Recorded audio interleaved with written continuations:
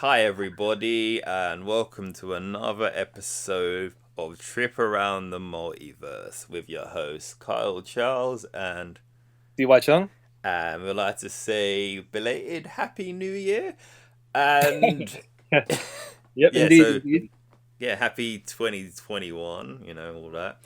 Hopefully a happy 2021, Hopefully it's better than 2020, but don't want to jinx anything. Being only like 5 days in, but hey, well, it is what it is. So we're going to talk about the annual super show that comes every year on the 4th of January. And fifth recently And now. the 5th, yeah, it's split into 2 days, which is kind of a good thing in a way. New Japan Pro Wrestling's Wrestle Kingdom 30. 15. Oh yeah, 50. You're 2 years behind. I know. I just realized. 2019. I keep thinking there's more, but there's not. Yeah. But yeah, Wrestle Kingdom 15. Basically their version of WrestleMania, if you would say. Yeah, Right? yeah. Comparatively, only because it's such a large event, Yeah.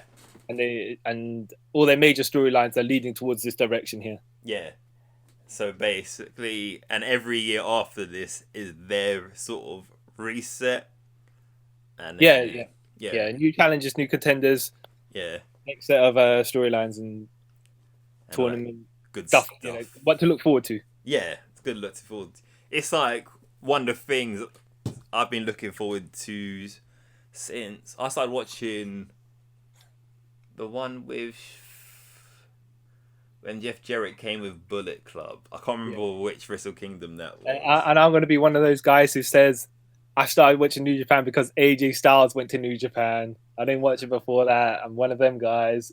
AJ Styles took me over. Same. Because I think didn't you go to? Yeah, I went to Wrestle Kingdom 13. Yeah, 13. That's where you get mixed up. That's why you said 13 at the beginning of here. Yeah, right. That makes sense. It's stuck in my head. Yeah, you're still there. Yeah, literally, I wish I was. That was the Wrestle Kingdom with the day before they announced All Elite Wrestling, and then you're like, oh, so Kenny's not winning the main title tonight, is he? I mean, he's not keeping it, you mean? Yeah, that's what I mean. You're not keeping it, and basically all the Elite guys lost their matches, obviously, because. But I mean, it's a logical booking decision, though. You can't fault. You can't fault. But then, like, you kind of go in already knowing the results, innit? So it's kind of ish. Yeah. Though, as we will get to some of these matches, as good as people are, they do fool you into believing sometimes not a miracle happened, but the opposing decision might actually happen. Yeah, which is quite good. It keeps you on your edge of your toes. So, as you're saying, this is a 2-night event, and it's probably a total of 8 hours of wrestling. Yeah. So, the easiest way we're going to do this to cut down the amount of things that we need to speak about is we'll just say comparatively on the card, because all these matches are pretty good. Yeah. We'll just say stuff that you can miss-ish in comparison to everything else. What is good and what is definitely watch. Yeah. Just three sections, just to simplify everything for us. Because some things you don't have a lot to say about, some things you have a lot to say about. So we're just going to keep it simple. All right, we'll start night one here, yeah? January the 4th one. Yep. So that's the New Japan Rumble. Yeah, the New Japan Rumble. Rambo, what did you sorry, Rambo. New Japan Rambo, what? Yeah, that's what they called it, New Japan Rambo. Oh, right. Yeah. Getcha. I was like, now envisioning Stallone as Rambo, and I was like, wait a minute. That threw me off when they kept on saying it. I was like, what? Yeah. Okay. It's how the Japanese pronounce it. So fair enough. So, just a bog standard over the top rope or pinfall battle royale. Yeah. No, I don't think it was that bad. No, I don't think it was that bad. You could miss it compared to everything else on the card, like we were saying, but it's actually quite deep. This was for the King of Pro Wrestling Cup. Yeah. Which Yano Toro won last year. Yeah, I think middle of last year sometime when we were getting it set up. And the last 4 in the ring are then meet the next night for the fatal four-way for the actual King of Pro Wrestling title. Yeah. So the winners were Bad Luck Fale, Chase Owens, Bushi, and Yano Toro. Yeah. I actually quite like the way they ended it, where same. It was Yano quite Toro clever. didn't get to the ring. He just walked to the ring, and the last person who was in the ring got eliminated, leaving 3 people, and he won basically without even getting to the match. And he was like, "What?" He's like, "Okay," and then just walked back out. I was like, yeah. It worked with Yano Toro's comedy character. I mean, you couldn't really pull it off with every type of character there. But this guy suits it because he's always up to these shenanigans. So you're like, it worked with a match that he's in. What I did like how Bushi was subtly just outside the ring, and they're all thinking, "Why is he doing this?" And then we come to the end, you're like, "Oh, yeah." You saying you didn't like it when you said bog standard, or no? It's typical. It's typical. Like you won't. It's nothing to go out and watch. Yeah. It's not like it not being there wouldn't affect the rest of the card if you don't. No, it's really true. Yeah. I thought it was not bad. It wasn't that bad. The ending was like Yano Toro's ending was memorable, but like you say, it was like you could probably miss it if you don't want to watch 8 hours of wrestling. Yeah. The only thing what upset me was that Murder Grandpa, aka Suzuki, he was in it. I was like, really? He should be on the main card. And Tomohiro Ishii was in it. Yeah. Tomohiro Ishii. He was in it. Like, I want to say they didn't have anything to do for certain people, so they kind of put them in this match. But they really didn't have some. Yeah. They wanted to give people a payday, but at the same time they had nothing kind of for them. Yeah. In relation to storylines that accumulated at this event. Yeah. So it's kind of like pointless in a way, but like you said, payday. So good on them. Yep. Actually, you know what I have to say? The crowd, they supposedly only about, I say supposedly, but they were saying about the crowd of about 5,000 people. Yeah. I think the way that it was spread out did look like it was more than that. Yeah. I guess the way that they sectioned the squares and where the cameras were looked like it was packed, but I guess further out because it was darker. Less and less or whatever. But exactly. It didn't look like you haven't watched AEW since this whole pandemic thing, have you? I have. They're up behind the barricades. Yeah.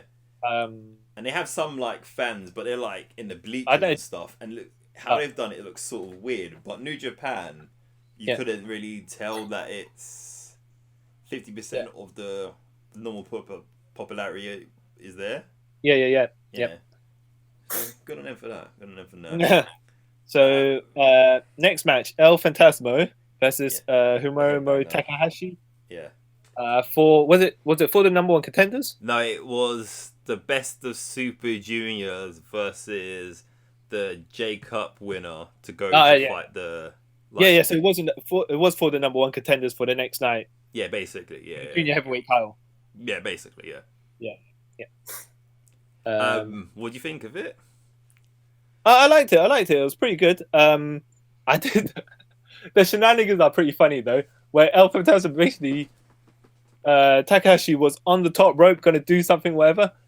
El Fantasma pushed the rest out of the way, and then he just straight up nut punched Hiromu. I was like, what a bunch of jokers.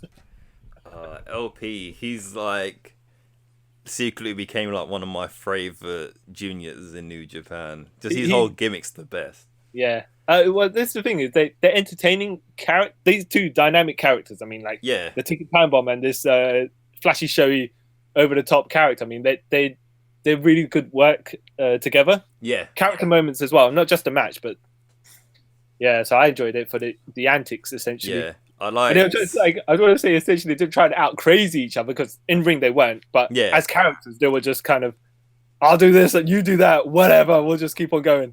Because it's just the best. I liked El Fantasmo's gear because basically his trunks were like a tribute to Edge. If you look at it, like, oh yeah, that's why it looks so familiar. And they mentioned that on commentary as well, which is pretty cool. But what did you think of the overall match? Overall match was really good. It was kind of hard hitting and stuff. but Yeah. has some good spots, like when LP always does like tribute moves, you say, to Bullet Club leaders of the Yeah. past. Yeah, I Which, find they kept it. I want to say grounded, but like safe in the yeah, sense that they weren't just. It wasn't crazy suicidal diving spots or anything like that. yeah, They kind of kept it a bit lower key, and I was like, oh goodness, because whoever's going to go to next, if they do all out, whoever's going to the next night is just going to be battered. hurt. Yeah, So I understand why they got to kind of keep these things at a certain level sometimes. yeah. But it was a good match though. It's still a good match. Still a good match. The only thing, the ending was out of nowhere, which was kind of good. It's like, oh, you sort of still protect LP. Yeah. As it was like a sneaky, well, not a sneaky win, but he didn't get finished by a finisher. It was like a roll up, if I remember correctly. But it's good. It's good because, well, I mean, as we go into later matches, they kind of have this thing where you're like, your loser's still kind of viable Yeah. to a certain degree. What did you think of Gorillas of Destiny versus Dangerous Techers? Now this is a weird one, by the way, because like the match before, Hiromu versus Phantasmo, you knew who the good guy was and you knew who the bad guy was, right? Straight up. Both teams here are the bad guys. Yep. So it's like, right? But the funny thing is, Dangerous Techers, Zack Sabre Jr. and Taichi, played a bit more sympathetic. Yeah. So you to try and get the crowd behind them, but it's still weird considering they're both teams of I don't want to say deviants, but you know. But yeah, they are. Yeah. So, but I see where they were going. You know how they put the match together. It's like, yeah, cheer these guys because they're less dickish than they're lesser evil than the other guys. Yeah. They've only killed 2 babies rather than 4, sort of thing. Yeah. So I did like how they were doing that spot with Zack Sabre Jr. was going to superplex one of the Gorillas of Destiny. Yeah. And he told Taichi, come over, powerbomb me down, F it, Tokyo Dome. Let's do it. Yeah. And I was like, ooh, he's going to powerbomb you down as well. It's going to hurt. But it's like, well, they were committed to the move and they were like, yeah, let's just pull out something crazy because it's the Tokyo. It made sense. The crowd pleasing spot. So that's when you kind of side with them a bit more. Yeah. And then Taichi kept his pants on until near the end of the match. So I was like, okay, fair enough. Keep your stripping pants on. Boom. For like little cheer. Rip off your trousers. Get in your pants. Right. All right. And then what was the finish again? Legit thought what a. They hit Guerrilla Warfare.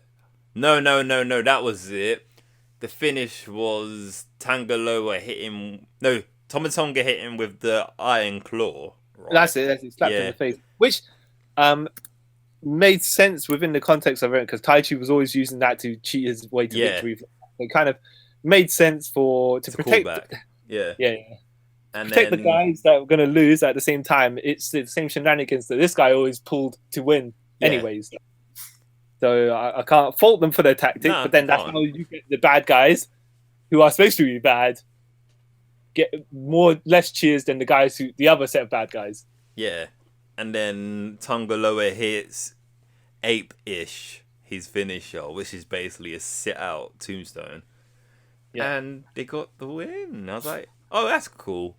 But I liked also how they kept on going about for the last 4 years. Gorilla Destiny have always lost that Wrestle Kingdom, and this is the first time they've actually won.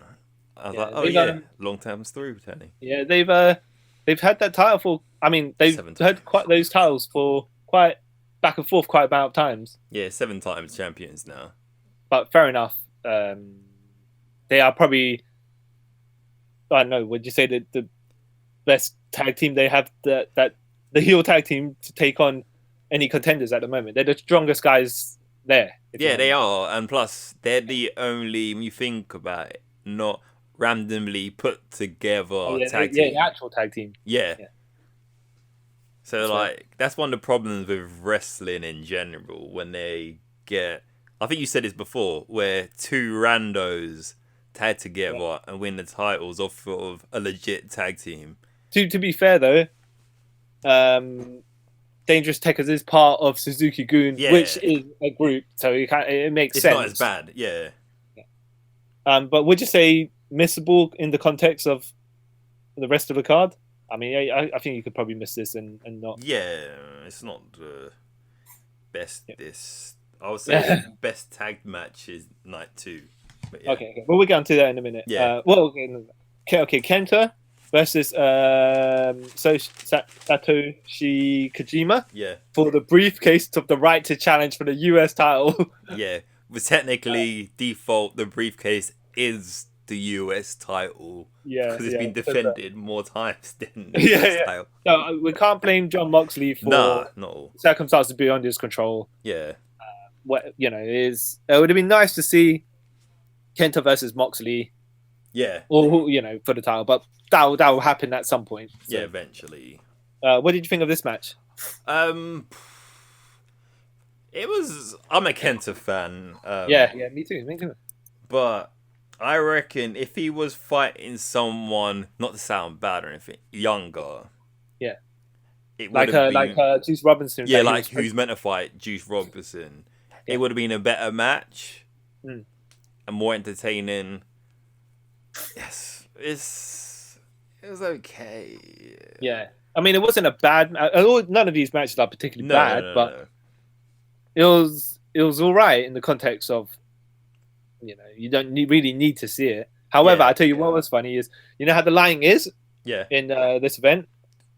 Because I guess they don't want to, like we were saying before, they don't really want to show the sparsity of the crowd when you go further and further back. So they did the light. Kenta has this, he's got the shoulder injuries that needs the wraps, but then he had a shoulder sleeve as well. So sometimes when he had his arm up and stuff like that, it just looked like a floating wrist in midair. Yeah, and the rest of his arm was cut off at the shoulder. I was like, Kent was one-handed. Okay. Yeah. I was like, either he should, like his trunks, where they had paint splatter, like just put the paint splatter over it so you could identify it's actually part of his arm. Or it could just be like the jokes, At some point, just put his arm up and down, just to make it look like I was a magic trick and float hands. Like, just to troll people. But, I can't remember the end. Oh, he hit him to go to sleep, and that was it, basically. Yeah. I mean, to be fair, I would say, as bad as this sounds, the high point of this match was the promo of Mox at the beginning. You know what I mean? Yeah. But but the thing is, Mox cuts good promos. Yeah. So you can't. Yeah. But he did set the tone for the rest of the match. Yeah. As in, number one contender for the US title. I'm going to come for whoever it is. But then you'd be like, logically speaking, Kenta should win. He's kept the briefcase for so long, and not that the match is build, but there's no reason for Kojima to win this and challenge Moxley because there's no storyline going in that direction. And it would, logistically as well, it makes no sense because, Kenta lives in America still. Yeah. And his gimmick is that he's American, isn't it? Basically. Yeah. So it makes sense. It's actually quite fun, I think. It's like, he's Japanese, but he's turned his back on the Japanese. Yeah. He's now American. And he kind of Americanizes, he's taken a bit of American-style wrestling over. He's stalling around and stuff, all the theatrics and stuff like that. Yeah. He's an American heel, in a way. Yeah. Yeah. Just a Japanese guy who's an American heel. Yeah. Makes a lot of sense. So if Kojima won, it'd be like, so we definitely know that Mox is winning. Yeah. Because I reckon, obviously, he is going to win it because, Mox has his AEW commitments he's got to do. So yeah. Makes sense. So this match, I would say, and I'm a big Kenta fan, but I would say you don't need to watch this if I'm honest. Yeah.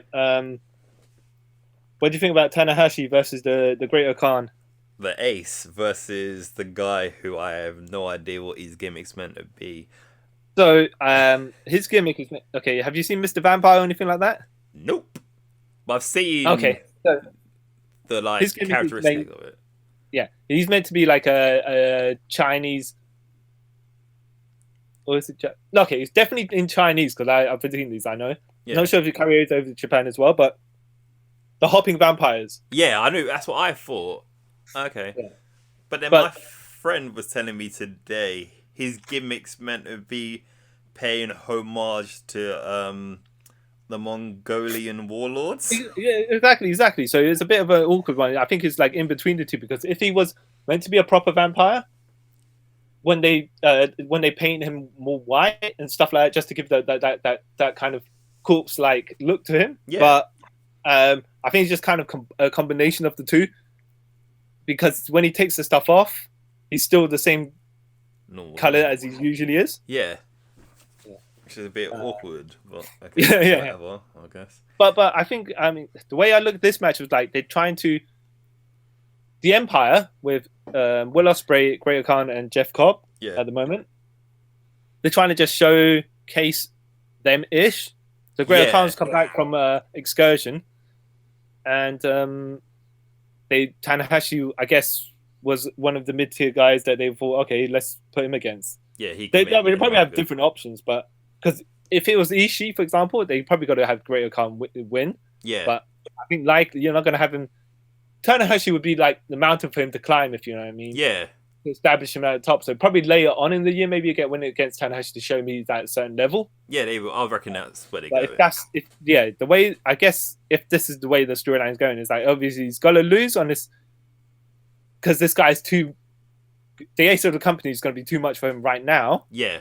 And later on, when he gets his win over the ace of the company, you'd be like, okay, fair enough. You're establishing him as at a certain level right now. Yeah, because if he won, it's like, where does he sort of go from here? Because he's not that well established to be going for like titles or anything. Yeah, so and seeing as he only just come back, he's not too well established to beat most of the guys who are already top tier. I mean, if this guy was challenging for the neverweight title or something like that, but he's in that category right now. It seems. Yeah. Would you say? I mean, it's a Tanahashi match, but would you say you don't need to? You can kind of. I would say watch it because Tanahashi, like for one, like his entrance alone is always epic. Yeah. And then this is kind of like a good showcase for Great Khan. So like you could look like a year from now and like go back and see his match. Go, okay, this is where his greatness started. No pun intended to his name, but you know what I mean. He could sort of see the progression to where he becomes like a mid carder or whatever. And like we said, none of these matches are particularly bad, but I'd say I personally probably say you could probably kind of you don't need to see this one. Yeah. Okay. I mean, you're saying you can. I'll say I'll say watch. Yeah, you can. But it's just like, it's the time frame that you need to sit down for. Yeah. Considering how long some of these other matches go. Yeah, if you got 4 hours. Yeah. Not. But if you got 5 hours to watch these 10-hour show, then watch this match. Yeah. Okay, Will Ospreay and Kazuchika Okada. What do you think of it? This was a match, wasn't it? Yeah. This was. This exhausted me, I'm not going to lie. As in a good way or bad way? In a good way. Like, literally, I watched this and I tried to watch the next match after. And because this match just took so much out of me, I fell asleep and I had to watch the next match again. But fair enough. This was like a 30+ minute match, anyways. What were your thoughts? It was amazing. Obviously, because Okada is possibly one of the best wrestlers to ever wrestle. Yeah, he made Ospreay look like a star. Well, I wouldn't make it like sound like Okada carried the match. No. Because they both did their ends of the match, and this match was good. But I know what you mean. He kind of the way that they put the match together gave enough offense to Will Ospreay to make him look like a proper threat. Yeah, to dethrone the face of the company, who has a really great win record. When you look at it statistically, you like rarely have people beaten Okada. Yeah, they even say that on commentary as well, don't they? Yeah. But I thought it was really. You know what I had to say? It's quite funny when I'm looking at this match. I'm thinking, Okada, Will Ospreay is the heel, Yeah. but to me, I'm looking at it like he's the underdog because he's trying to defeat guy whose win record is amazing. Yeah. So, if obviously even if you don't beat the guy, but you take him to the limit, you look good as well. So Yeah. It was good how they put it together. Like, because he's looking like he's equal. Yeah. And sometimes even better at certain points, but he's still in the underdog. He's the guy. Will Ospreay's the guy trying to fight from underneath here. It'd have been, in a weird way, if say Okada was the cocky, arrogant champion. Yeah. And Will Ospreay was the face, like a good guy who was trying to defeat that company. I mean, it would work better to a degree. Yeah. It's only because Okada's like Okada. Yeah, the Undertaker. He's how hard do you have to fight to defeat this guy? I was like, okay, they worked the match to make Will Ospreay look like a good, legitimate contender. Yeah. For I reckon whatever title he goes next, but to be a top guy. Like if they wanted him to seem more like an underdog, if he was still wrestling his old style, that would have worked more in favour for that. Yeah, because obviously, well, that's the thing, isn't it? Yeah, he's put on more weight, be a heavyweight, and they did cut down on the flying thing, high flying spots, because the problem is obviously once a guy starts doing that crazy stuff, which Will Ospreay can, he's going to get cheers, and that's not. Yeah, if you're a heel, you don't want to be getting those sort of cheers unless you're LP. Kind of starts busting it out of desperation, but that's kind of a different situation. I think at this point it was like maybe you could do it without needing to do all the crazy stuff. Yeah. So I did like. So I was watching my friend, and Will Ospreay's about to do the hidden blade. I'm like to my friend, why is he doing the hidden blade from in front? Why is he gonna why is he walking to the front of Okada? Yeah. Take a couple of minutes back, and then why is he going to hit in the face? Usually he hits him from behind, like on the back of the head. And I think Rocky Romero on commentary basically answered my question because I said, why is he going to do the hidden blade from in front of him? Rocky Romero was like, he's going to do the hidden blade in front of him to make sure Okada sees it coming. I'm like, how did he know what I was? How was he talking to me? See it coming and duck it, but I actually thought this sequence might happen from behind. This would have worked. I thought at some point maybe Will Ospreay was going to go for the hidden blade behind the back of Okada's head. Yeah, and Okada would duck it, grab the wrist that goes past Rainmaker. Yeah, Rainmaker.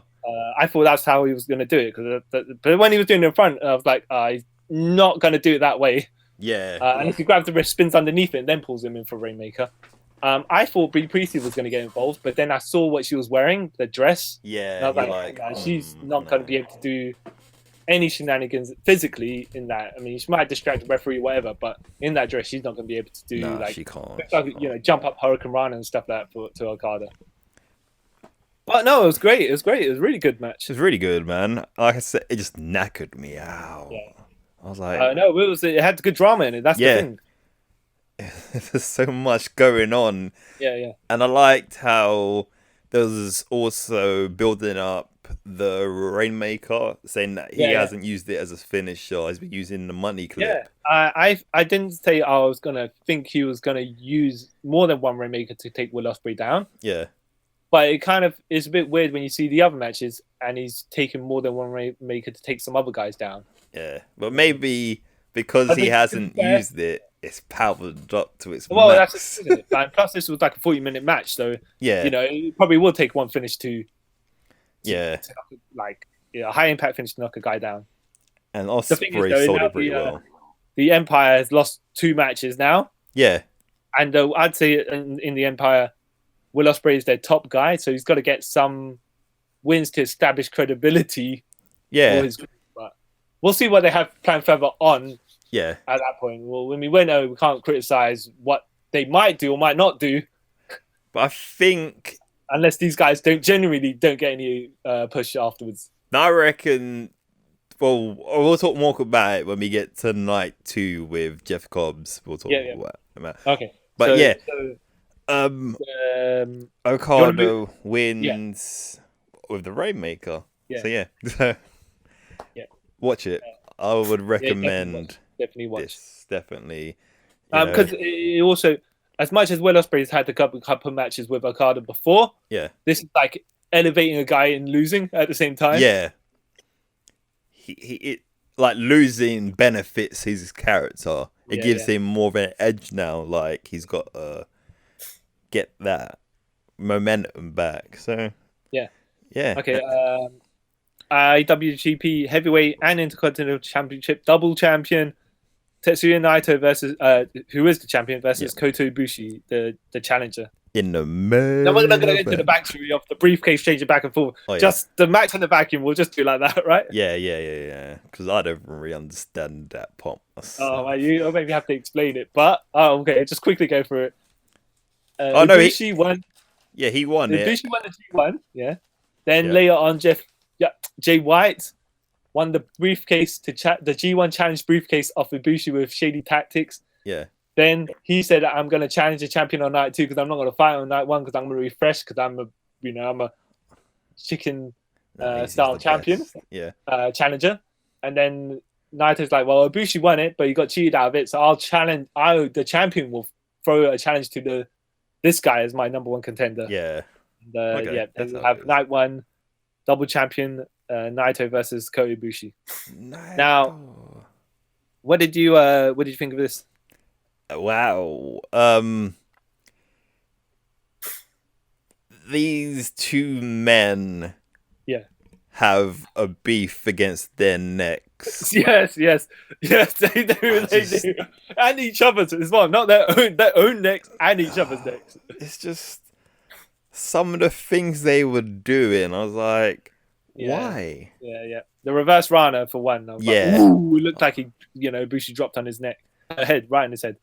I will say though, considering the other matches that they have had, this was a toned down version of dropping each other on the necks. They didn't do as much of that, but it's probably because whoever's got to go on to the next night can't have all this damage to the next thing, Well, so well, Ibushi can because he's... I was like, these guys are keeping it relatively safe to that degree. They don't have to, cripple each other. Yeah, but it was just another match that exhausted me from just me always sitting there thinking, why is he doing that to his neck? Well, because it's crazy, or because you were like, character-wise? Both. It was just like, why? I get this is entertainment for me, but... But at the same time, it's not particularly. I mean, come on, man, take care. Honestly, I'll take care of each other because they are. But it's just like, take care of yourself. You know what I mean? Yeah, exactly. This match went, like I say, it wasn't super long. It was like half an hour ish. Yeah, it was 31 minutes 18. Mm-hmm. Yeah, I was like, oh, you guys. But keep yourselves, don't cripple yourselves, man. Yeah, it's like you're gonna be able to walk in 5 years, not be pushed around in a wheelchair, Yeah. No, but I liked it. It was pretty really like this. They did have a bit where they started throwing more finishes to each other and kicking out of each other's finishes. Yeah. You didn't. I mean, you don't necessarily need to kick out so many spam so many finishes towards the end of the match, whatever. But it's a massive event, so fair enough. You can. It's all right here, but you just kind of too much of that will weaken your finisher. Yeah. Yeah. But the right man won. Destino. Did he? Yeah, he did. He did. Yeah. Kota Ibushi won. I was like, yeah. Because his storyline was going on for 2 years since winning the G1 before, and then failing. I mean, basically his rise has been going on for since how long? Would you say back to Wrestle Kingdom 9 when he was challenging Nakamura for the Intercontinental title? No, yeah, I'll say, actually, I don't know. I'll say when he came back to New Japan fully, that's when his rise started. So a good couple of years ago. Yeah, so just when he started putting titles on him. Yeah, when he sort of reformed with Kenny and all that stuff. I think that's when his rise started taking place. But this is his rise to the top. It's a storyline that's been taking that length of time. Yeah. So he had to. honestly, he had to win it, but this is the right occasion for the right man to finally get his props. Yeah, because like Now, if he won the title at like Dominion or something, it wouldn't feel as emotional. Yeah, yeah, it's like a sort of a throwaway, if you know what I mean. Yeah, like when Naito won the belt the first time, I was like, oh, he just won it at Dominion. Okay. Yeah, but when I won it the second time and beat Okada for it on night 2 of the double championship thing last year, you're like, yeah. It made sense. Like, this 2 or 3 year long journey, has had its moment. Conclusion, but now he's lost again. But but no, but I don't want to say always his time, but it's fair enough. He's had the double championships for the better part of the year. Yeah, he had his rise, and they're both at the same age, Naito and Koibushi. Yeah. Oh, for some reason I thought Naito was slightly older. Relatively, but then Koibushi is the man who doesn't look his age anyways. Yeah, he doesn't. He looks like he's 21. Yeah, he's like 38 a massive square fridge of a man at 21. Yeah, from stone. He looks like early 30s. Yeah, he's like 40. Yeah, he's 38. They're both 38. Yeah. So it's... I will say something else just before we move on to night 2. Yep. We forgot to mention the Okada and Ospreay match. Now, when they were going outside the ring? Yeah. And they were doing the table spot. Yeah. I was like, so he was going to suplex him or brainbust him, whatever they were going to do. Yeah. So I think it was it transition from a tombstone outside and when they slipped behind Okada's back over the rail and then he stepped on the table. Then he put. So I was like, oh, good awareness for Will Ospreay because he stepped on the tablecloth. His feet were on the tablecloth and he needed to move the tablecloth out of the way because he didn't want to slip on it. Yeah. And at the same time, pull stuff off it. Because when he drops Okada through suplex, you don't want Okada to drop on any like sharp edges or whatever they have on like the table and stuff like that. I was like, oh, yeah, that's quite safe. Like, even though he was in character, you could say he just lifted him up and drop him and everything. He's just like for the safety of the guy who's doing it to. Yeah. It was good, like something to note. Like, I just noticed it. I was like, oh, yeah. He's clearly taking care of the character, the guy. And even character, I suppose, you didn't want to slip on tablecloth, move out of the way with your feet. Yeah, made sense. Okay, so that's night 1. Yeah, so we're just saying the main 2, El Phantasmo and Takahashi's match. Yeah, and the last 2 matches, which is Okada versus Ospreay and Ibushi versus Naito. Yep. Say watch that. Okay. Well, night 2. Night 2. We're not going to talk about the dark matches because I didn't actually see I don't them. think they weren't broadcast. Oh wow! Again, that's kind of crappy. Yeah. So you know how like they had that thing. I was trying to skip through to see the first match. Yeah. I thought that was going to be a pre-match because, technically speaking, the New Japan Rumble. I don't want to say it was a pre-match, but he was there. It was the pre-show, first match, basically. Yeah. On night 1, but these Stardom match wasn't there for some reason. That's weird. Yeah. Oh. So there's nothing. I want to say there's nothing to talk about. It just wasn't there, so we can't really talk about it. Oh man, poor Stardom. Yeah. I was checking. I was interested to see the female talent. Just be like, you know what? Yeah, because I want to get more into Joshi wrestling, but New Japan. Yeah. Because they got some good wrestlers there as well. But it's just like, if you can't showcase them, we can't watch them. So what can we do? You know what? To be like my friend, he went to Wrestle Kingdom last year.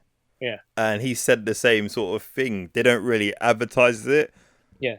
Like they don't tell you on the like ticket and stuff what time the Stardom starts. Yeah. So they came literally as it ended. I was like, oh, great, Yeah. Well. Yeah. What can what can you do? We can. Yeah. Do. All right. So we'll just start with night 2 King of Pro Wrestling. Bad Luck Fale versus Bushi versus Chase Owens versus Yana Toro match. Yep. This match, 4-way match was quite funny. It's quite rare for New Japan to have fatal 4-ways. Yeah. As well, but for comedy reasons, I like this match.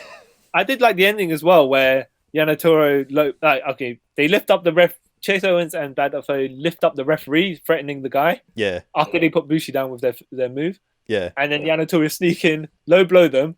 They go down. And he jumps on top of Bushi for the pin. And I was like, yeah. Makes sense in the context. Yeah. You could probably miss it. Yeah, you can. But it's actually, it's I don't want to say it's a Yana Torres style match, but it's not a serious match. The kind of comedy-ish match. It's a bit fun, but yeah, a few good spots. Yeah, like the Too Sweet of Death. When he tried to do that, I thought that was quite funny. Which is like the quote unquote the finger of doom. Yeah, the Too Sweet of Death. Yes, and when they started clubbing each other with the ring post. Ring post, yeah. And in New Japan they've got the what do they call them? The padded ring corners. Yeah, they're like, so it's not like it's a turnbuckle. It's a padded ring turnbuckle corner, which is like covering from the top to the bottom turnbuckle. Yeah, and it's linked around. So when they come, unlace it on each other or do some shenanigans with it, you're like, yeah, okay. You're like, oh, that's funny. The other thing I thought was quite funny as well was the whole Chase Owens and Bad Luck Fale thing, where Chase Owens goes, if I win, we win. Bad Luck Fale's like, no. If you win, no one wins. If I win, we all win. And I was like, that logic makes no sense. But okay, cool. But it's fun. It's fun and silly. So that's why I was like, oh, he knows it's silly. It's not something to be taken seriously or anything. Yeah. So I was like, yeah, Bad Luck Fale, man, he's the best. Yeah. Okay. IWGP Junior Heavyweight Tag Team Champion. Suzuki-gun. Yeah. El Desperado and Kanemaru. Kanemaru, yeah. Yeah, Suzuki-gun. Yep. And versus Master Waito and Ryusuke Taguchi, which are 108. Yeah, I don't get it. I never understood that. Yeah. Out of the 2 nights of the tag team matches, I would say this one over the other one. Yeah. But this one was a bit wackier because of the Taguchi character. Yeah. And Master Waito as well. I just don't get him. I don't understand. Yeah, but no, just I that's don't why want to it's say funny. This, but these guys they're not taking themselves seriously. No. As characters, I mean. Yeah, but characters. They take the match seriously. Like, they're not mucking the match up on purpose or anything. But the characters are entertaining characters. Yeah, they're comedy characters. Well, Taguchi, anyway, he's a comedy character. But Master Waito looks like a guy who, going in that direction. Yeah. And you sort of go in as well knowing they're not winning. Yeah. Because of their antics. Yeah. And... But it doesn't really spoil it. Like, even if you had the forethought thinking, these two wacky guys aren't going to win the titles. They kind of were still... They had moments where you thought, okay, they could pull this off. Yeah. But then you remember, because of commentary, how great El Desperado was during the Best of Super Juniors. So you're like, okay, unless they pin Kanemaru, they're not winning. Yeah, it wasn't. Yeah. I would say kind of.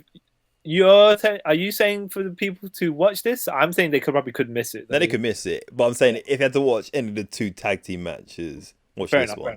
Yeah. Now, you were saying the Never Open Weight Championship. This Shingo match versus Jeff Cobb. Shingo being the champion. Yeah. Shingo versus other Empire member Jeffrey Cobbs. This match, another one. Just watching it, you just get exhausted from just how much punishment they dole out at each other. I was watching this film. These 2 brutes, literally, just 2 brutes walking up to each other and just smashing each other. I'm like, oh my goodness, the stuff that was going on here. Especially, I definitely watch it. This is man, you're like, different. There's a belly to belly spot on the outside. Yeah. This looked disgusting. How he literally just threw him over him. So I think Shingo runs at Cobb or something like that. But Cobb catches the guy, as he's jumping. So Yeah. Shingo's feet don't even touch the ground. And He just crouches back down a little bit, and then he pops the just hips. throws him over for belly to belly while they're on the outside. Yeah. I'm like, he flew. He Shingo literally flew. And you're like, wow, Jeff Cobb is a brute, He's just lifting him up, nuts. just threw him across the ground. He's a mini tank. That landing That's could what not he be nice is. though, because he went up high. Yeah. He legit was like, normally with like a belly to belly or whatever, their heads is kind of close to the ground. Yeah. But his head was nowhere. Yeah. His head was like the height of the second rope. Yeah. Before the full rotation. It's like, oh wow, that's beastie. Yeah. Yeah. I mean, this was about 20 minutes, 21 minutes, and I'm like, these guys are smacking each other. And when Jeff Goff got pinned, he was still trying to scrap on. Yeah. Not that like both of them were exhausted, but they're still trying to continue fighting. I'm like, wow. And when Jeff Cobb was leaving as well, it just looked like them two legit. Well, they did go to war, but like he was just around. This is one of those matches I'd say. Also, nobody lost. No, in the sense of they both won. One guy took the pinfall, but both of these guys looked good during the entire thing. Yeah, it was just whoever just hit the other guy with the harder move was the guy left standing. Happened to win. Yeah, it was. Definitely watch this match because Shingo is going places. Yeah, and Cobb. Yeah, as well. Yeah, I hope like they have a match like this. You'd think they have a plan in line for this guy. Yeah, they have to somewhere.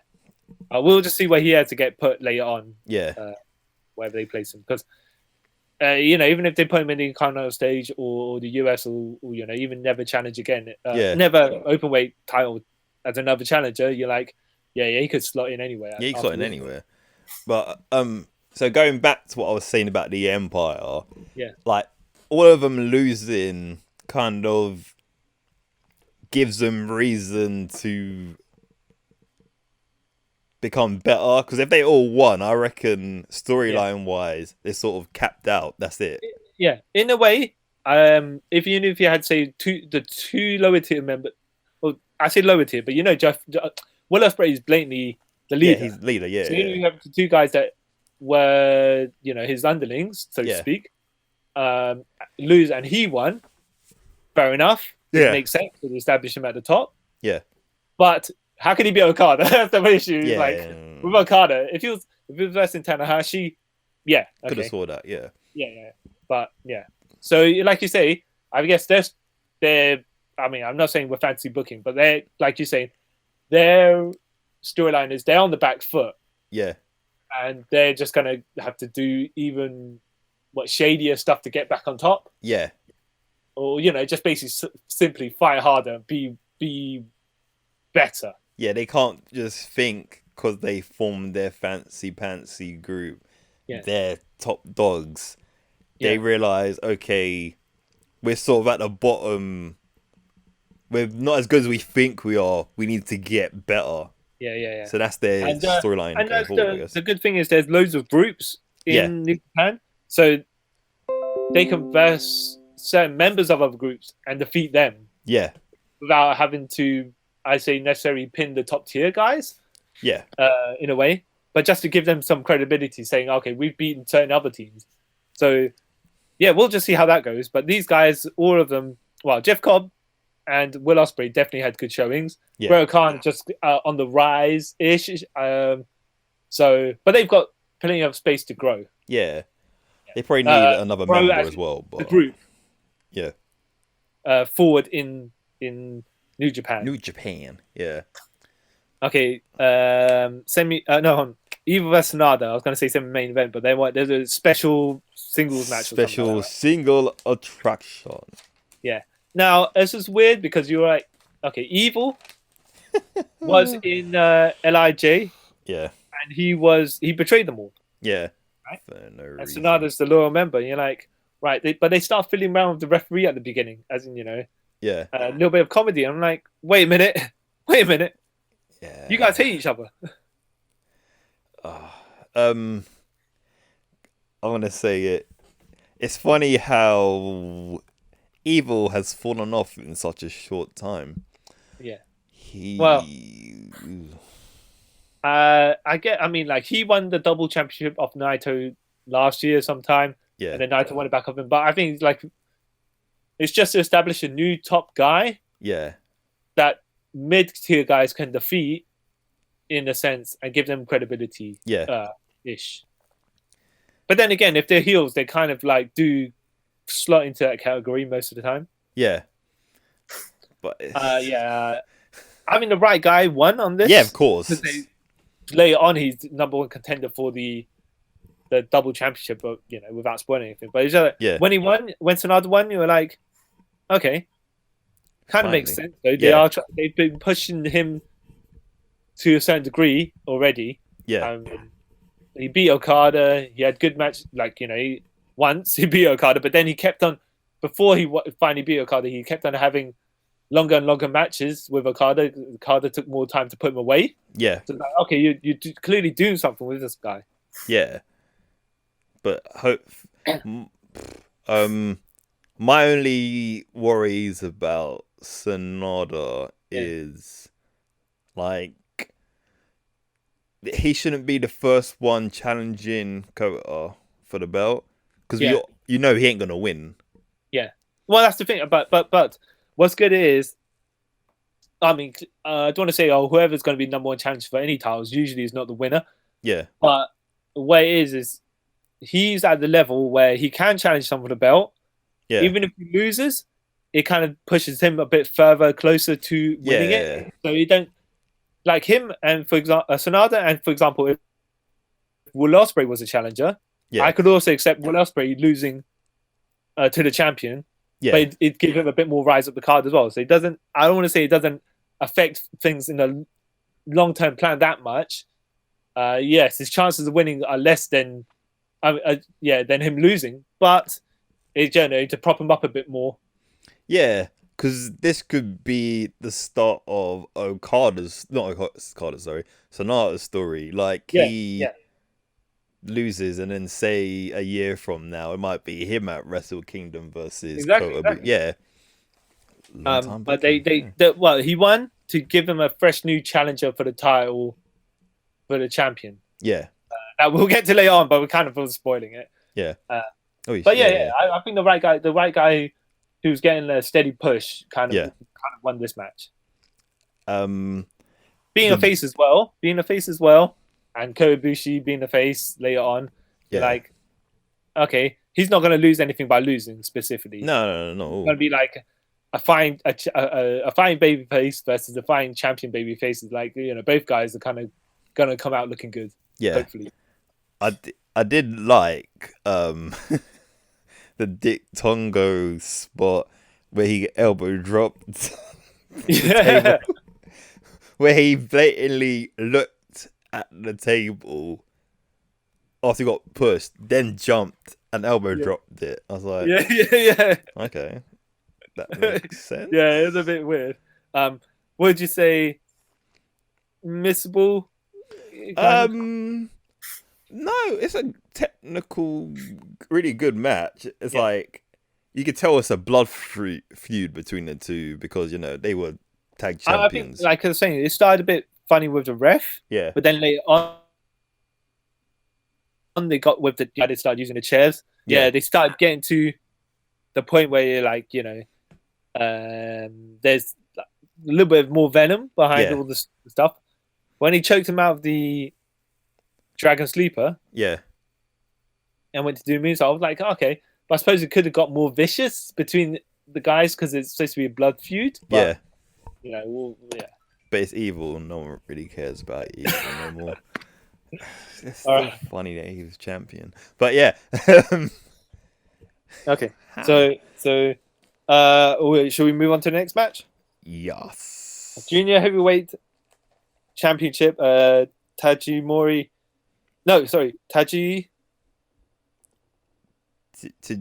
Ishimori. Yeah. Taji Ishimori versus Hiromu Takahashi. Yep. Yeah. Now, I like this match. Yeah. It wasn't as crazy as the last couple of times these guys have had matches. No. But I was like, good for them, though. Good for them, because you are going to kill yourself if you do that shit. Yeah. It was a good match, though. It was a good match. It was like very technical, mix of high spots, and submissions and all that. So I was like, it's a good match. I would watch this again. Yeah. Forearms as well. Forearms. Oof. Yeah. And there was a lot of callbacks to the match Time Bomb had the night before with LP, because Bone Soldier, sorry, he was targeting the arm that LP was working on the night before. I was like, yeah, cool, continuity. That's good. But no, you know what? This match was the semi-main event, and it's like very deserving of the spot that it was given. Like for a junior heavyweight pile, that usually does not get put into this position. And if the Intercontinental title was separate, it'd probably be in this place instead. But I was like, oh, you know what? Yeah, and they basically in the semi-main, they did exactly what they needed to do. They had a great match. Yeah, they tore the house down. Yeah. Some of the go on. Yes, like Hiromu, he's another one who doesn't really like his neck either. Yes. I just don't get these people. Yeah, sometimes they were doing stuff and I was like, no. Like, dude, come on now. Is this needed? But I think this was one of the more safer matches these two guys have had. Yeah. Especially, I can't remember what last match they had together, and it was just insanity. Yeah. Necks being broken left, right, and center. All right. Good match. He won with the Time Bomb 2. Yeah. In about 25 minutes. And it's significant because the next match, man. God. Now, the double champion match, which Kota Ibushi, now the champion, versus Jay White. And I was like, man, this was a long match as well, about 48 minutes. 48 minutes. When the match started, I was like, okay, this match is not starting a bit slow, but they're setting the pace here. Yeah. Right? And I was like, by the end of the match, I was like, okay, I can see why they started like that, because bloody hell. They just went. Yeah. Craziness. That was an amazing match. Yeah. Definitely watch this. Definitely. There was great bits like pacing here. Jay White smashing Ibushi into the barricade ring. The barricade and the apron of the ring. Yeah. And then later on, he did that as well to get himself some breathing, because he was always working in the midsection. Yeah. Murder Ibushi came out, and I was like, so Murder Ibushi is basically Kota Ibushi when Ryu gets the Dark Hado. Yeah. That's what Murder Ibushi is. He just has a weird blank stare and just. Oh, I tell you what. So when Jay White he grabbed Ibushi's arm and he just started, doing the disrespectful push kicks to the face. Yeah.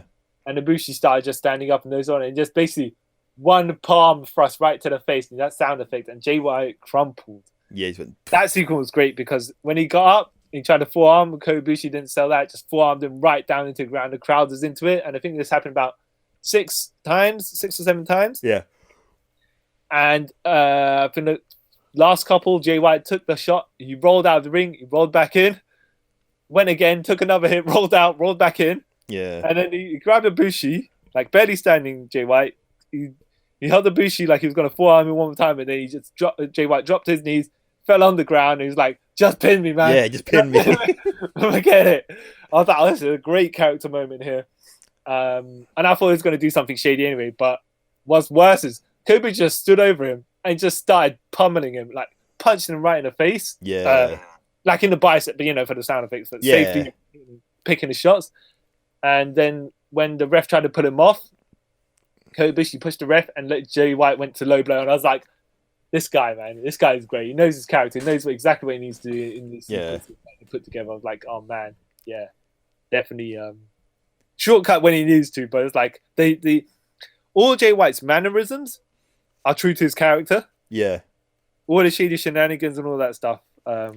He's the best. Yeah. He's one of my favorite wrestlers. I mean, even though I want to skip to the ending because there's another moment. Yeah. After he got pinned, we'll probably go through the meat of the match a bit later on, but after he got pinned, Jay White, knockout with the Kamigoye.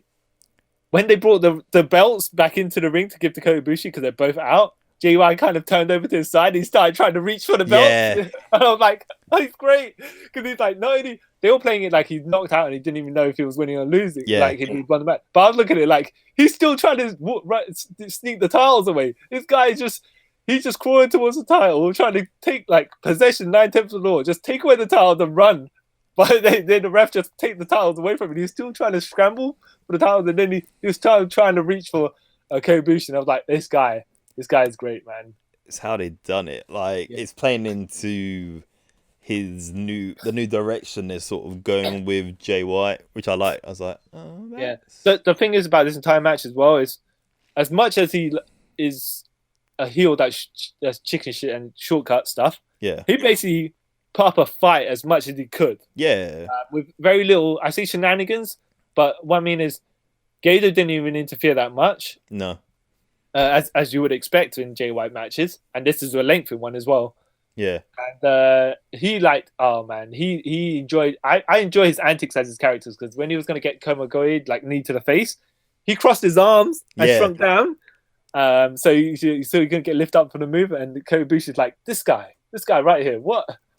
And Jay White's just like cracking a smile. I'm like, yeah, his heel work is like some of the best. Yeah. Oh. Yeah, I mean, there's something I forgot to mention in the Evil and Sonata match. That reminded me because Jay White, I think he knocked over. Who was he? I think it was Juice Robinson, and he threw him into a barricade and he knocked over Josh Barnett and Jim Ross. JR. Yeah. And this, when I was thinking of Jay White here, it just reminded me of when Evil threw Sonata into the commentators. Yeah. And then when he set back up the commentators, Evil threw back over again and knocked over the commentators. Yeah, I forgot about that spot.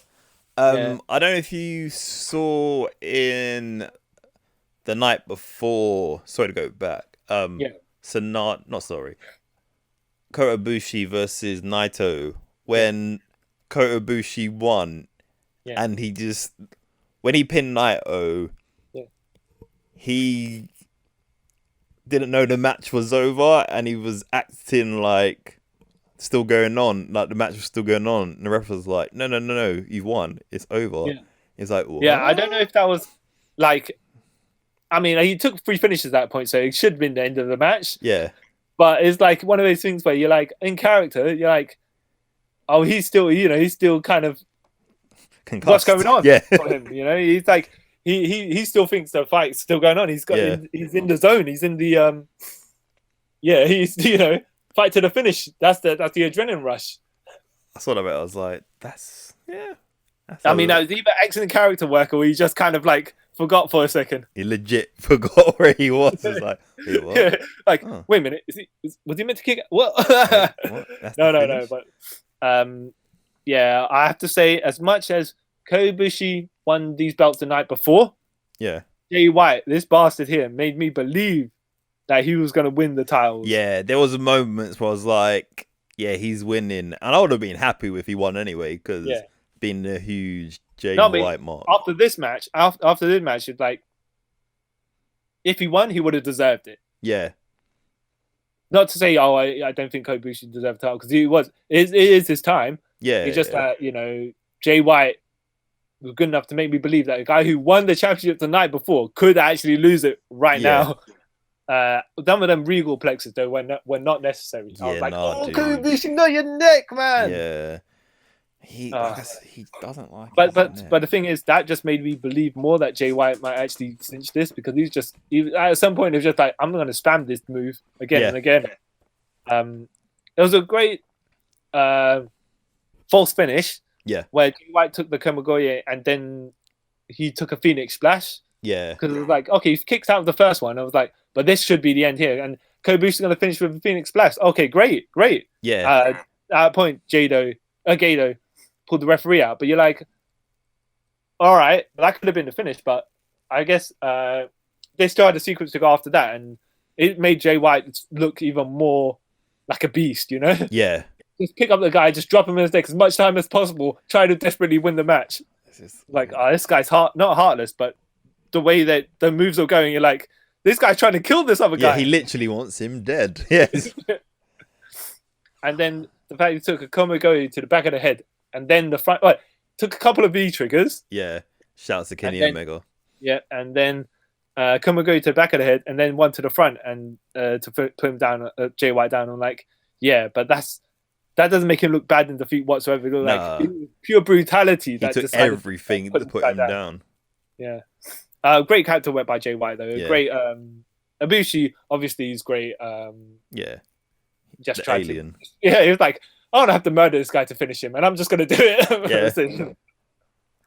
But yeah, this is a match I would say definitely watch. Yeah, and even in a vacuum, without all the backstory and everything like that, you look at it and you're like, yeah, these guys are just, it's the title on the line and basically the most prestigious championship in this organization. And these are the top two guys going for it. One guy's a slimy bastard and the other guy's like, you know, I want to say a murderer, but like, no, but like the innocent man who, if pushed, would murder our whole village on his ascend to be God. Yeah. But it's like, you push the bad guy to a corner and he's just going to come out fighting as hard as he can. And it was like, yeah, that's basically what they did. Yeah. And I was great. Now, not to fancy book here, but you know, before Sonada came out, I was like, not like, because, you know, the Kenny Omega with the V triggers, and I was like, yeah. And I think Okada said before that it's time for all our organizations to get together. Yeah. Maybe you can do something special. So, and the AEW is already crossing over with Impact. Yeah. And Impact has had crossovers with New Japan. Yeah. I was like, oh man, if Kenny Omega came out at this point, this would have been nuts. Yeah, it would have been. But obviously they weren't going to do that because they needed the between COVID and going back and forth and all that stuff. And they haven't negotiated anything like that. But it'd been something because even if he's just his best friend won the title, that he's been going on for years. Like even if he just come out to hug him or something like that, it'd have been a good moment. Yeah, it would have been a better moment if he just V triggered him afterwards, right? But you know, that's fancy booking. Because I know Kenny congratulated him on Twitter. Yeah, and everyone jumped into speculations like, "Oh, what does this mean?" No. I mean, I'm just saying it. But I think it might. Good, but it's not. They haven't probably thought that far ahead of how they're going to. If they do a massive crossover, great for everyone. But the logistics between company to company and how the matches are going to work is going to be very, very, very. Yeah, that's one of the things when it comes to stuff like that. Whose company is willing to let the other one go over? But like I said, if Kenny Omega just come out to hug him, at least that'd have been something. You know, like your two best friends are the top of their respective companies. Yeah. But no, Sonata came out to throw out the gauntlet, like you're saying. Yeah. And I think this is a good moment for Sonata to establish himself as one of the top tier guys. Yeah. Because they, like you say, they do. He's probably not going to win, but they do need someone that's going to lose, but gain something in the loss. Yeah. Like I say, probably after Sonata, if Will Ospreay wins the New Japan Cup and becomes a challenger later on, that makes sense. Any other viable content, like anyone you think would probably potentially for the run of Ibushi, because he's probably not going to, after he took so long to win it, he's probably not going to lose it right away. So, what matches are you looking forward to see Ibushi have? He'll probably have a match with Tanahashi at some point. Yeah, he will. He have to you know, conclude that storyline, right? Yeah.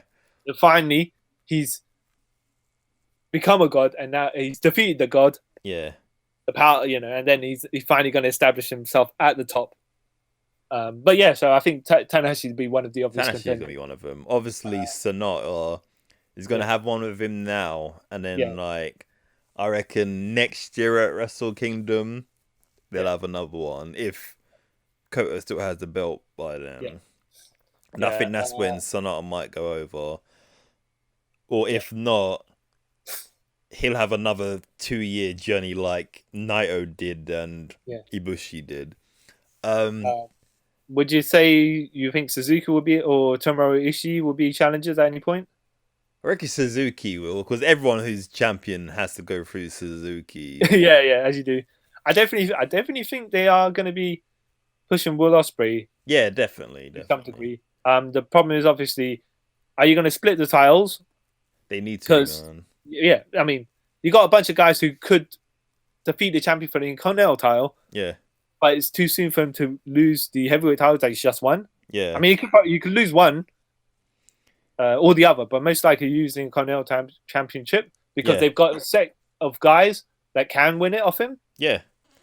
Well, what how do you make him win? How do you make him win? How do you make someone win the Continental Championship without being a challenger to the heavyweight championship?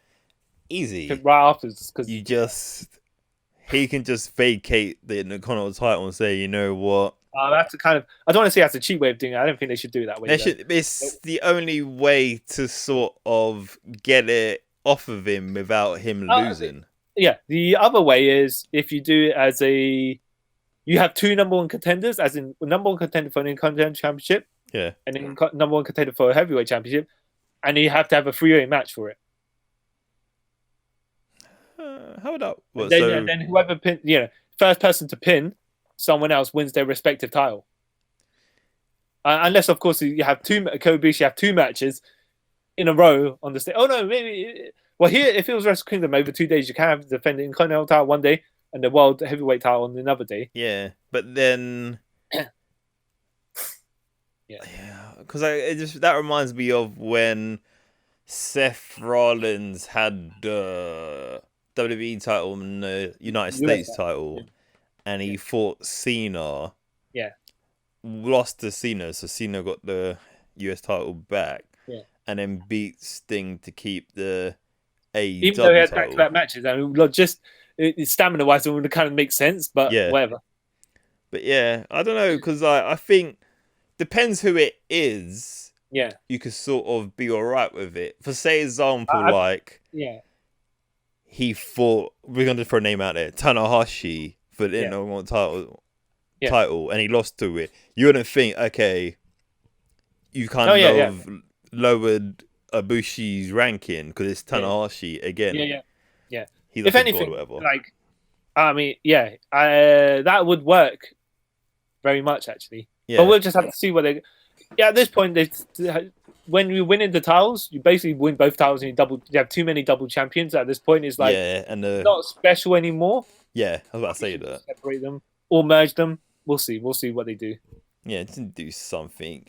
Separate them or just merge them. Keeping them together is just doing more harm than good in a way. Yeah, like you said, the whole mystique of like being double champion is just becoming like an everyday thing. Yeah, because like the whole reason why they done it in the first place made sense, but like a year later, it's kind of getting tiring. Maybe it's stuff that beyond their control. Yeah, they had an idea, but they couldn't really. Execute at this point, and just like, you know what, just keep it as it is until we can get to the point we back over there. Until we figure it out. Yeah. So we're saying overall, watch Okada versus Ospreay. Yeah. Watch Ibushi versus Naito, night one. They're both on night one. Yep. And then watch Shingo and Cobb on night 2, Hiromu versus Ishimori on night 2, and Ibushi versus Jay White on night 2. Yeah. And if you got an extra 15 minutes, watch Hiromu Takahashi versus El Phantasmo from night 1. Because it's got El Phantasmo and he's the best. Yeah. He's the headbanger. So that's well, I don't say it's our review, but just like a general discussion. Yeah. Of what happened at Wrestle Kingdom 15. Yeah. on January the 4th and 5th. Yep. Nothing really happened on New Year's Dash either. So Yeah, I thought they were going to set more storylines going forth, but it was just multi-man matches after mainly. multi-man. Yeah. Because usually it uses to kind of set up the next set of stuff, but I think it was I don't want to say it was a tamer one this time, but they didn't. I guess they didn't. They already kind of locked down what they forward ideas at a certain point. You know who's going to challenge you for certain titles, so they're like, you know what, it's fine. We don't need, especially the brutality of some of these matches. Some of these guys need kind of like a bit rest. Yeah, because you can't. How can you drop on your neck 3 times in a row every day? You know. Yeah. It's like, really? Yeah. You're going to be a cripple. But overall, yeah. Great. Because none of these matches were bad. No. In particular. We're just, like we were saying from the beginning, just skim the ones that are good. Otherwise, you'll be sitting there watching like for a whole day. Yeah. And you don't want that. You really don't. Yeah. So, yeah. Okay. 2 thumbs up from moi. Yeah. Here as well, definitely. Because these Wrestle Kingdom matches always deliver. Yeah. So it's hard to say, oh, missable or not. They're kind of always good. Yeah. So yeah, do it. Yeah. Do it. So the next sort of wrestling one we'll be doing, like review wise, will be Royal Rumble. Live, right? By the way, live one will be Royal Rumble. Yeah. Yeah, because when we're having a look at some matches of particular wrestlers. Yeah. But they live ones. Yeah. But they would have already, not new matches because they'd be already gone and stuff like that. But definitely we're going to, the next event that we'll probably look at that will be happening during this year is the Royal Rumble on the January the 31st. 31st, yeah. So we'll see how that turns out. Comparatively, I mean, hey, what we're going to say is about WWE events is definitely not going to be as long as this. No. Aside from WrestleMania, but we'll see if they decide to keep that going 2 nights or 1. Yeah. Hopefully they do stick to 2, but yeah, and not to speculate about the Royal Rumble, but I usually it's kind of obvious who's going to win. Yeah. Here they've got no set challenges, so it could be anyone that wins in a sense because it's not defined. Yeah, but that doesn't necessarily make it good, if you know what I mean. Because it's like you don't even have top contenders ish. No, because no one's in kind of the mix. There's no, for example, I could say, these top 5 guys are. It's just like a bunch of people there, and you're like, all right, any one of these people could win at some point because there's no threads leading across. To anything, can it? Yeah. Like the only 2 people I could consider winning. Yeah. The men's or the ladies you're talking about? The men's. Right. And the ladies. Well, ladies, there's only one person I reckon is going to win that. That's going to be Bailey. All right. But for the men's, the only 2 people I could think of is either Daniel Bryan or Kevin Owens. But I don't know if Kevin Owens will because he might be in the Royal Rumble, a match against Roman at the Royal Rumble. So yeah. The most logical, I'd say, perhaps is Daniel Bryan because he's actually got a storyline going in there. Yeah. I mean, who's going to challenge Drew McIntyre? Like, as in Goldberg's challenging Drew McIntyre at the Royal Rumble. Yeah. But they've not given him any contenders to work with in the lead up to the Rumble for anyone to win, to be like more a definitive kind of winner, Yeah. You say about Bayley winning the Women's Rumble. Yeah. Which would make sense, by the way, because she probably challenged Sasha Banks. Yeah. And they have that go off feud match. But the thing is, there's speculation that Ronda Rousey might come in, and I don't think Ronda Rousey will come in the Rumble to lose, maybe? Yeah. So I am intrigued to see a Ronda Rousey-Asuka match. Yeah.